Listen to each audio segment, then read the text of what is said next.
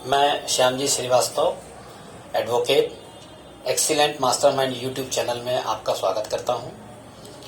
आज मैं आपको नेगोशिएबल इंस्ट्रूमेंट एक्ट 1881 के अधीन होने वाले चेक अनादरण के जो मामले होते हैं उसके संदर्भ में न्यायालय में द्वारा अपनाई जाने वाली प्रक्रिया और सिविल जज के एग्जामिनेशन में नेगोशिएबल इंस्ट्रूमेंट एक्ट के अधीन संभावित प्रश्न जो पूछे जाते हैं उसके विषय में आपको एक छोटा सा एक मिरर दिखाना चाहता हूं। तो नेगोशिएबल इंस्ट्रूमेंट 1981 जो है, इसका जो सेक्शन 6 है उसमें चेक को डिफाइन किया गया है कि चेक क्या है। तो चेक जो है वो मैंने चेक की परिभाषा में 3 चीजें हैं।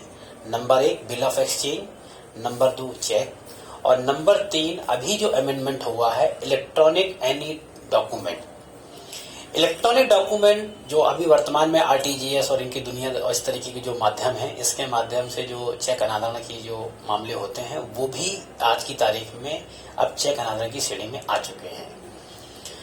इसमें सबसे महत्वपूर्ण ये है न्यायालय की दृष्टिकोण से कि इसमें 2 चीजें बहुत महत्वपूर्ण होती हैं। नंबर 1 सेक्शन 8 जो कि ये बताता है कि होल्डर मीन्स जो भी नेगोशिएबल इंस्ट्रूमेंट है उसका होल्डर जो होगा वो ही इस मामले में विक्टिम होगा और जो विक्टिम होगा वही केस में कंप्लेनेंट होगा। ये तो हो गया सेक्शन 8। सेक्शन 9 जो है वो है ड्यूली होल्डर, मतलब सम्यक अनुक्रम धारक।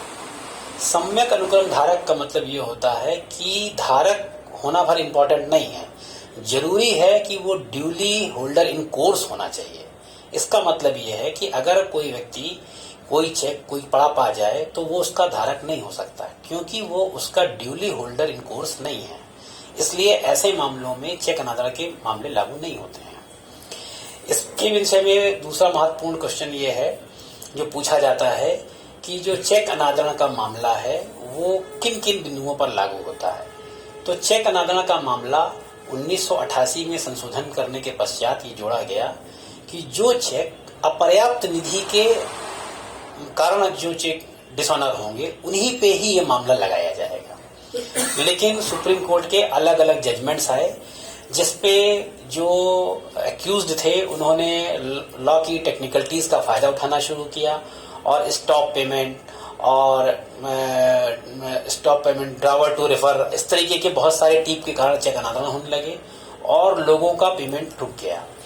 इसको सुधारने के लिए सुप्रीम कोर्ट ने अलग अलग जजमेंट्स में इन सब की एम्बिट को बढ़ा दिया और स्टॉप पेमेंट या ड्रॉवर रेफर टू ड्रॉवर या चेक डिफर, सिग्नेचर डिफर, इन सब को आज की तारीख में 138 नेगोशिएबल इंस्ट्रूमेंट के अंतर्गत एक ऑफेंस के रूप में आ गए और ये इनका जो ट्रायल है, क्योंकि ये समन ट्रायल होते हैं इसलिए इनका जो ट्रायल की प्रोसीडिंग है वो समन ट्रायल की प्रोसीडिंग होती है।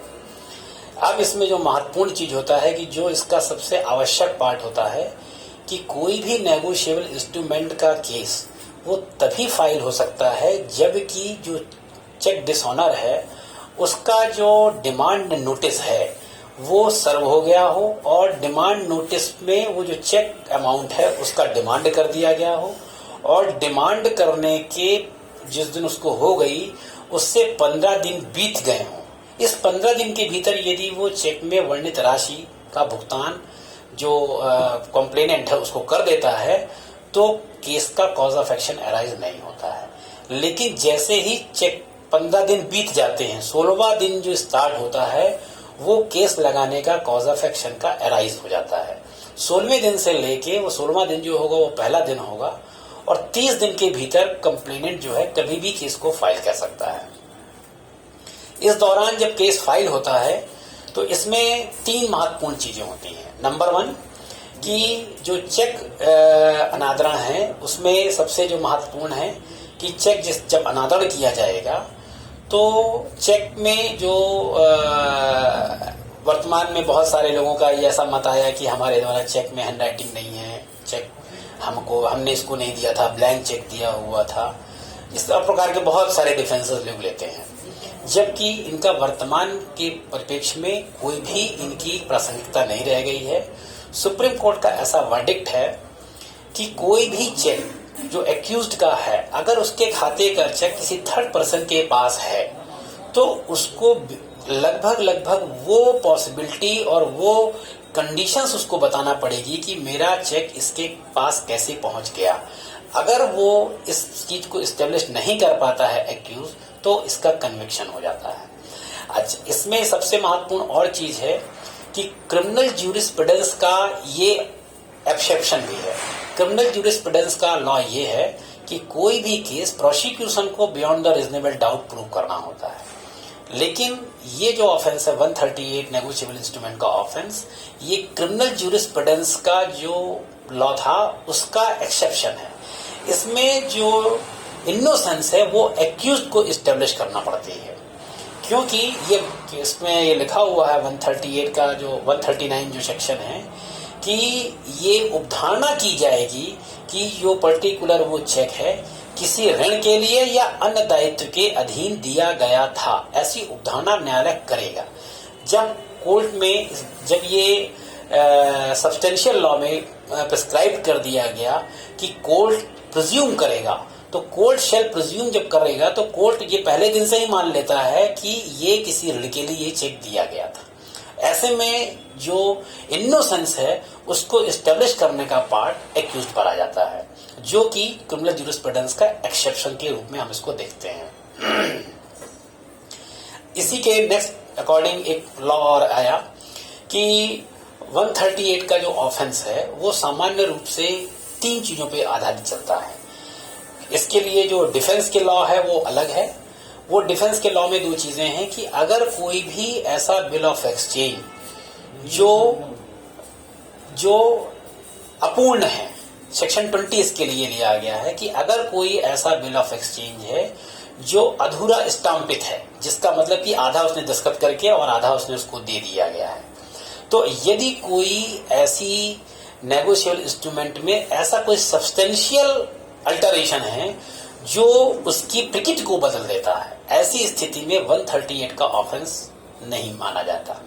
ये सेक्शन 20 इसके लिए है। और इसी के नेक्स्ट अकॉर्डिंग एक सेक्शन 87 है, उसके अंतर्गत ये है कि ऐसा कोई भी अल्टरेशन जो उस इंस्ट्रूमेंट में सब्सटेंशियल मटेरियल अल्टरेशन है, माने तात्विक यदि कोई परिवर्तन कर दिया गया, तो वो जो तात्विक परिवर्तन है वो नेगोशिएबल इंस्ट्रूमेंट के अंदर 138 के अपराध के अधीन नहीं आएगा। अब तात्विक परिवर्तन क्या होंगे ये हर प्रकरण के केस पे निर्भर करेंगे।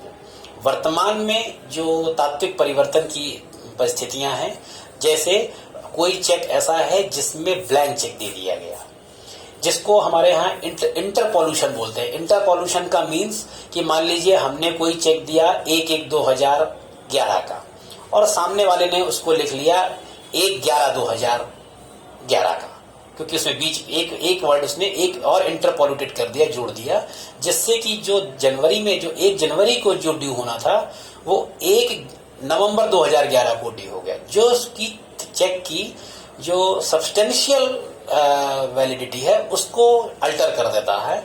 ऐसी स्थिति में ये वैलिड अल्टरेशन होगा और सब्सटेंशियल अल्टरेशन होगा, और ऐसा जो इसके बेस पे कोई प्रोसिक्यूट किया जा रहा है तो उसके बेस पे कन्विक्शन कन्फाइन नहीं किया जाएगा। ये तो हो गया सेक्शन 87। इसके बिंदु में एक महत्वपूर्ण बात यह है कि जो भी डिमांड नोटिस होगी उसके लिए सेक्शन 92 दिया गया है कि जो भी डिमांड नोटिस होगा वो it should be in writing. अगर हमने ये कह दिया किसी व्यक्ति ने कि हमारा चेक बाउंस हो गया और हमने उसको टेलीफोन से सूचना दे दिया, तो टेलीफोन से सूचना दे दिया तो टेलीफोन की जो सूचना है वो वर्बल इंटीमेशन है, और वर्बल इंटीमेशन को संदर्भ में 138 के बारे में प्रोहिबिटेड तो नहीं है, लेकिन इस बिंदु पर क्लियर कट मेंशन है कि जो डिमांड नोटिस होगी it should be in writing. अब राइटिंग की जो परिभाषा है वो ब्लैक्स की डिक्शनरी में बताई गई है कि राइटिंग क्या क्या होगी। तो इवन देन अगर मेल के थ्रू भी कोई नोटिस सर्व होता है तो वो भी ऐसा डीम किया जाएगा कि इट इज इन राइटिंग। ये इसका महत्वपूर्ण बिंदु है। इसके बाद इसमें क्रिमिनल ज्यूरिस्प्रूडेंस के हिसाब से एक बहुत महत्वपूर्ण सेक्शन है, सेक्शन 141, कि यदि कोई चेक ऐसा है जो किसी फर्म का है, उस फर्म का, क्योंकि उस चेक का जो होल्डर है वो फर्म होती है। फर्म जो है वो एक ट्रांसफरेबल फर्म माने पर्सन है जो समय समय के अनुसार बदल सकती है, उसकी साइनिंग अथॉरिटी बदल सकती है। यदि कोई फर्म का चेक है या किसी कंपनी का चेक है तो 141 के अंतर्गत ये विधिक प्रावधान दिया गया है और इस मामले में सुप्रीम कोर्ट ने 3 जजेस का जजमेंट जो वर्तमान में law laid down principle law laid down ratio decide करता है कि अगर कोई भी चेक ऐसा है जो फर्म के खाते का धारक का है और उसमें सिर्फ साइनिंग अथॉरिटी को ही एक्यूज किया गया है तो वो केस 138 का मेंटेनेबल नहीं होगा और वो केस आपका 138 में उसमें कन्विक्शन नहीं पाया जा सकता। ये महत्वपूर्ण बिंदु का केस है। वर्तमान में एक और महत्वपूर्ण निर्धारण आया कि जो चेक अनादरण के मामले थे वो लोगों के द्वारा उनको ब्लैकमेल भी करने लगे। तो अगर कोई 2 लाख का चेक था वो अनादरण हो गया और सामने वाले ने कहा कि हम कॉम्प्रोमाइज करना चाहते हैं, 2 लाख 2.5 लाख देना चाहते हैं, तो कुछ लोग ऐसे समाज में आए जो लोग 3 लाख रुपए ले मैंने 2 लाख की एवरेज में 5 लाख 10 लाख उठपटांग कुछ भी डिमांड करने लग गए। इस बिंदु पर वर्तमान में कंचन मेहता का केस है, 5 अक्टूबर 2018 का केस है।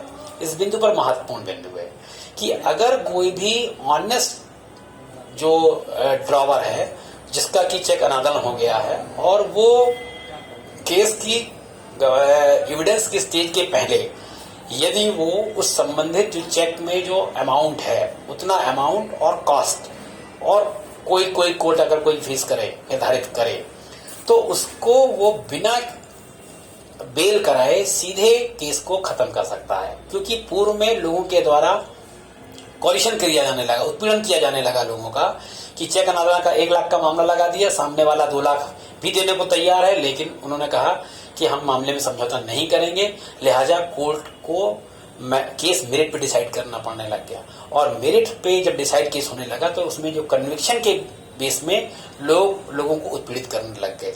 इस बिंदु पर ही ये कंचन मेहता का केस आया कि यदि कोई ऑनेस्ट ड्रॉवर है और वो चेक अमाउंट और कॉस्ट और न्यायालय यदि कोई ऐसे परिव्यय निर्धारित करता है, अगर वो व्यक्ति उसको न्यायालय में जमा कर देता है स्वयं उपस्थित होकर या किसी अपने अधिवक्ता के माध्यम से, तो भी चेक का निराकरण कर दिया जाएगा। ये नेगोशिएबल इंस्ट्रूमेंट के अपराध के समानता के लिए ये महत्वपूर्ण लैंडमार्क जजमेंट है। आशा करता हूं कि नेगोशिएबल इंस्ट्रूमेंट एक्ट पे मेरे द्वारा जो एक संक्षिप्त प्रकाश डालने का प्रयास किया गया है वो एक मेरा छोटा सा प्रयास है।